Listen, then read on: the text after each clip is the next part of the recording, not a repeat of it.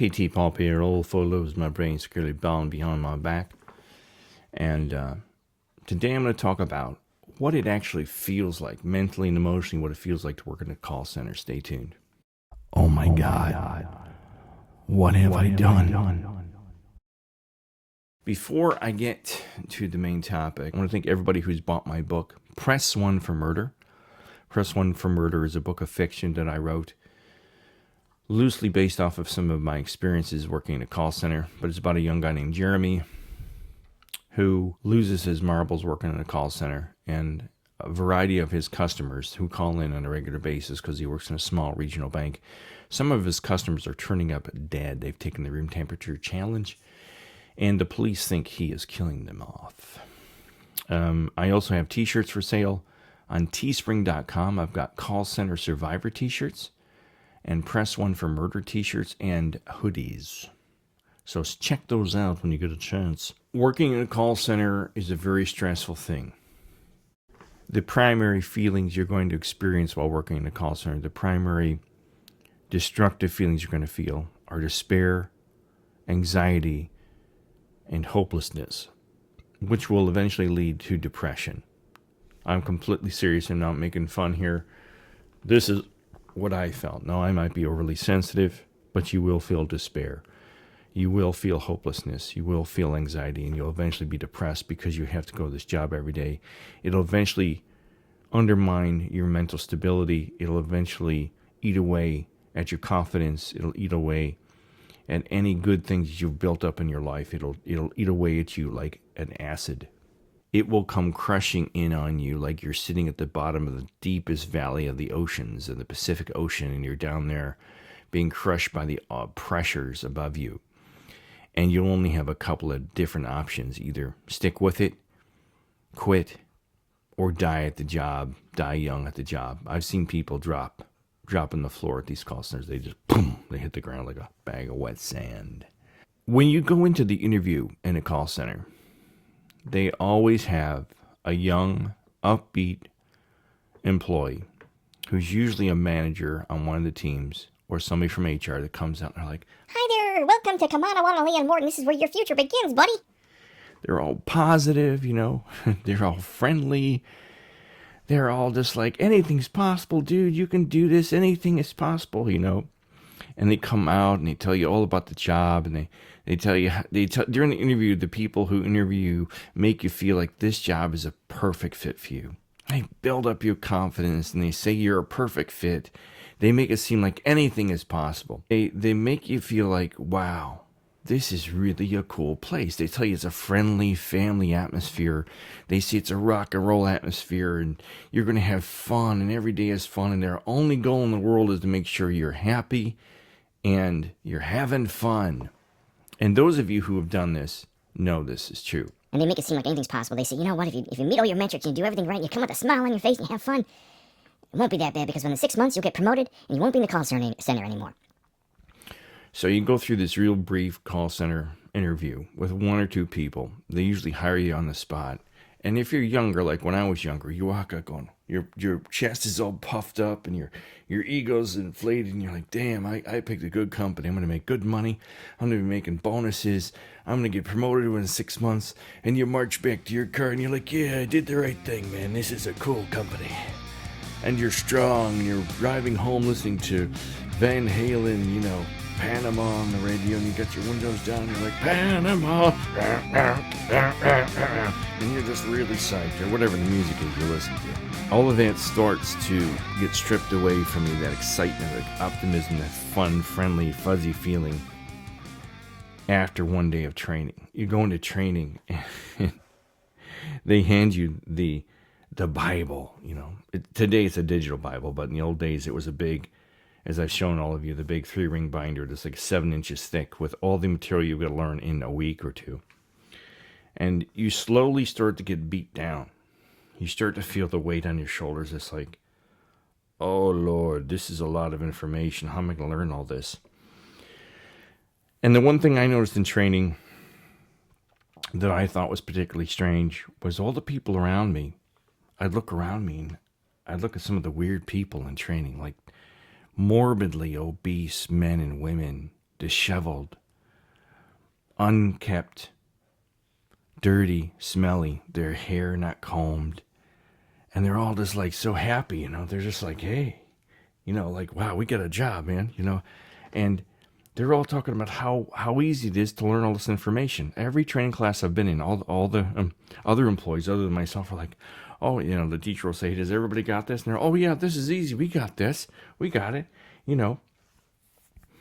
And you're like, oh, I must be dumb as a box of rocks. You start to really think, boy, I must not be the smartest marble around because all these people that look like they just walked in off the street are picking this stuff up, and I can't figure it out.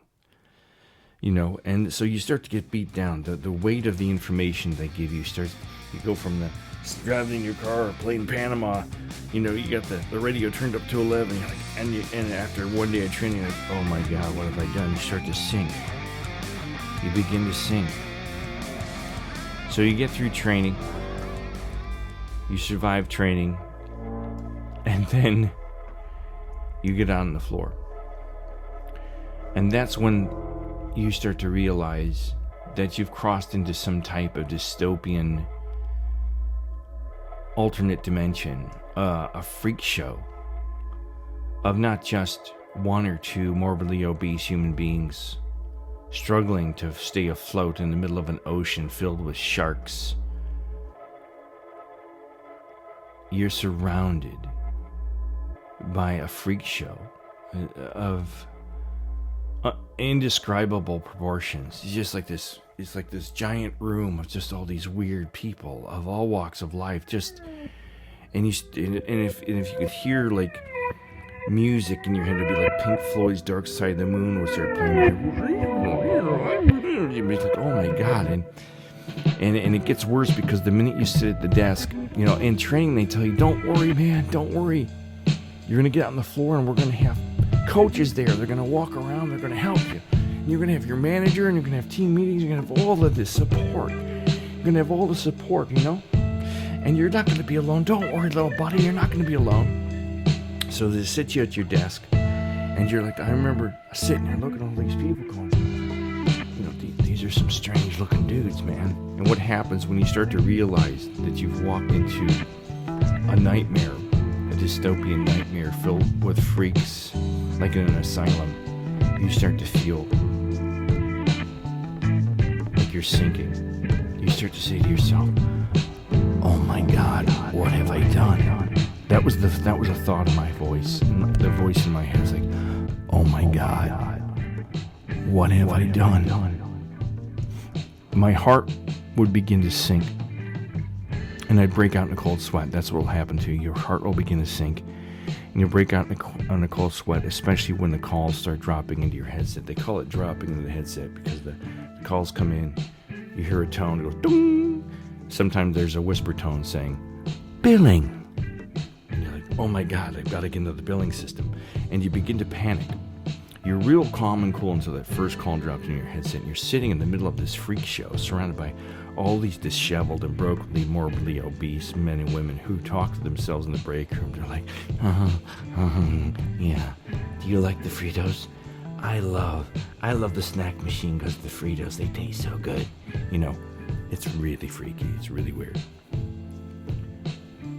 And you start to feel you get beat down, and the first call comes in. It's never as easy as they make it sound, because when they play example calls for you in the interview, they'll take you out to somebody's desk when you're interviewing, and they'll hook you up with somebody who's been with a company allegedly for years. They've been there for years and they love it here.